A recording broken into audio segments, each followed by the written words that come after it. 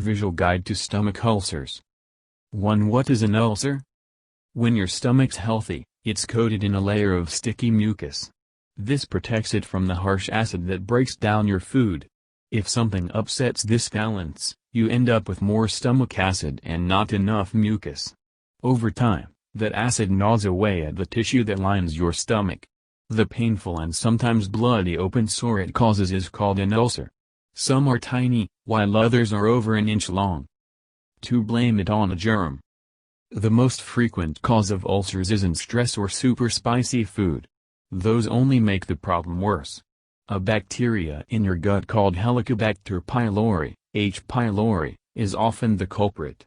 It inflames your stomach wall until an ulcer forms. It's not yet clear how you get this bug. It may be spread through close contact, like kissing, or through tainted food or drink. By age 60, about half of all people have been infected.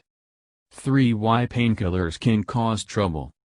You could develop an ulcer if you're a regular user of some over-the-counter pain relievers like aspirin, ibuprofen, ketoprofen, or naproxen. When you take these non-steroidal anti-inflammatory drugs, NSAIDs, too often or for a long time, they inflame the lining of your stomach. Your ulcers won't have a chance to heal until you stop taking them. 4. Medicines that may lead to ulcers.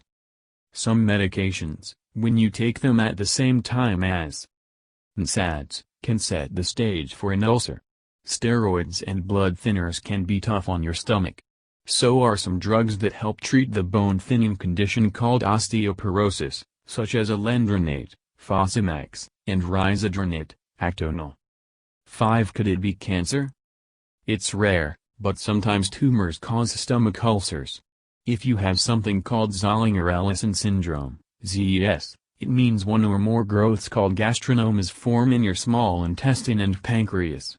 These tumors release hormones that force your stomach to churn out more acid than normal, which leads to ulcers. Gastrinomas do not always mean you have cancer. They can be benign, harmless, and may not spread. 6. What the pain feels like. When your ulcer is acting up, it's hard to ignore. You'll get burning pain between your breastbone and belly button. It may last a few minutes, or you could have it for hours. The problem may also get worse between meals, when you don't have any food in your stomach. It could even wake you up at night. 7. Symptoms besides pain. You may get a queasy feeling or a need to throw up. You could burp more than normal or feel bloated. You may also have black stools or see blood when you poop. Some people with stomach ulcers don't feel like eating and lose weight without trying. On the other hand, nearly 3/4 of people with ulcers have zero symptoms. 8. Tests you might get. If your doctor thinks you have an ulcer, a test of your breath or stool can check to see if you have the H. pylori germ. A stomach X-ray, or what's called a barium swallow, will look for any sign of ulcers. At the lab, you'll be asked to drink a thick, white liquid that coats your stomach. This makes ulcers easy to spot on the X-ray image. 9. A closer look with an endoscopy.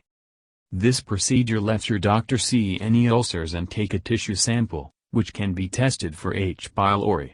The doctor gives you medicine to make you feel sleepy, then puts a skinny tube with a tiny camera down your throat and into your stomach. Your doctor is likely to suggest this test if you're older, have signs of bleeding, or find it hard to swallow, eat, or keep on enough weight. 10. Treatments that target stomach acid. How your doctor treats your ulcer depends on its cause. Several types of drugs can cut the amount of acid in your stomach.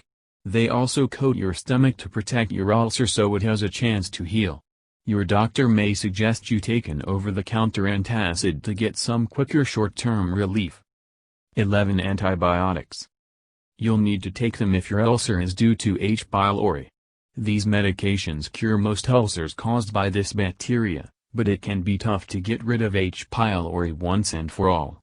Your doctor may give you as many as 4 drugs that you'll take for up to 2 weeks. For them to work, follow your doctor's exact instructions. It's also important to finish all the medicine he gives you. 12. Don't ignore your ulcer. There are lots of good reasons to get help. If you put off treatment, Your ulcer may start to block food from moving smoothly through your digestive system. You may often throw up or feel too full to eat. Over time, your ulcer could make a hole through your stomach lining and put you at risk of a severe infection. An ulcer that bleeds can also land you in the hospital. 13. Soothe your stomach. Easy changes to a few habits can help your ulcer heal. For starters, get a better handle on your stress. When you worry, your symptoms will get worse. Get enough rest and avoid alcohol and tobacco. Eat a healthy diet full of fruits and veggies. Cut back on dairy and fatty and spicy foods, since they can make your belly hurt. You may want to try foods with probiotics, good bacteria, like kefir, miso, and sauerkraut. 14. Play it safe with pain relief. Avoid NSAIDs during treatment and afterward. If you still use them, your ulcer may not heal or could go away and then come back.